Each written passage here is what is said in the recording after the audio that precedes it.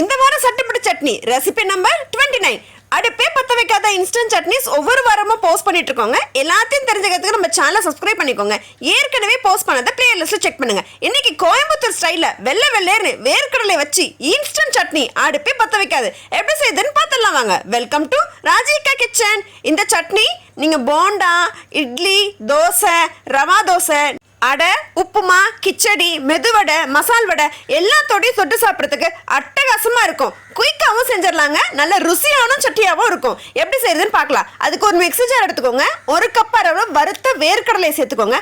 அதுலேயே 1/2 கப் அளவு கருவேப்பிலை சேர்த்துக்கோங்க. தேவையான அளவு காரத்துக்கு பச்சை மிளகாய், ஒரு 3 பல்லு பூண்டு தோல் உரிக்காம முழுசா சேர்த்துக்கோங்க.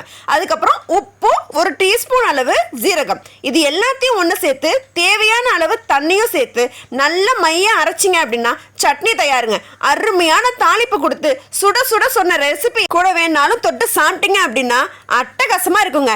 இப்போ சட்னியை பவுலுக்கு மாத்திட்டு தாளிப்பு கொடுத்துடலாம். நல்லா தண்ணி ஊற்றி நீங்கள் லிக்விடாக அரைச்சிட்டிங்க அப்படின்னா தோசையிலலாம் தொட்டு சாப்பிட்றதுக்கோ இட்லியோட தொட்டு சாப்பிட்றதுக்கும் சூப்பராக இருக்குங்க. இல்லை எனக்கு லிக்விடாக வேணாம் கட்டியாக வேணும்னு வச்சுங்கன்னா தண்ணியை குறைச்சி திக்காக கூட கட்டி சட்னி மாதிரி கூட செய்யலாம். நம்ம இது ஹோட்டல் ஸ்டைலுங்க. ரோட்டு கடையில் செய்கிற ஸ்டைல் தான் இது.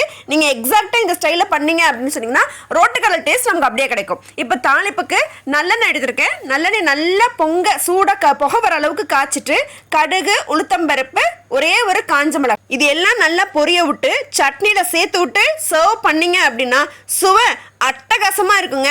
நம்ம வெறும் வேர்க்கடலை மட்டும் சேர்த்திருக்கோம் அப்படிங்கிறத யாராலையும் கண்டுபிடிக்க முடியாது. வெயிட் கம்மியா இருக்காங்க, நட்ஸே எடுத்துக்க மாட்டேங்கிறாங்கன்னு சொல்ற குழந்தைங்களுக்கு எல்லாருக்கும் இந்த சட்னியை செஞ்சு கொடுத்துருங்க. இதுல வேர்க்கடலை சேர்த்திருக்கோன்னு நம்ம சொன்னா மட்டும்தான் கண்டுபிடிக்க முடியும், இல்லைன்னா கண்டே பிடிக்க முடியாது. இந்த சட்னியை செஞ்சு பார்த்துட்டு எப்படி இருக்குங்கிறத கமெண்ட் செக்ஷன்ல சொல்லுங்க. அடுத்த வாரம் சூப்பரான கொய்யாப்பழ சட்னி காரமா 2 டைப்ல செய்யலாங்க. அது எப்படிங்கிறத அடுத்த வாரம் பார்க்கலாம். அது வரைக்கும் டாடா.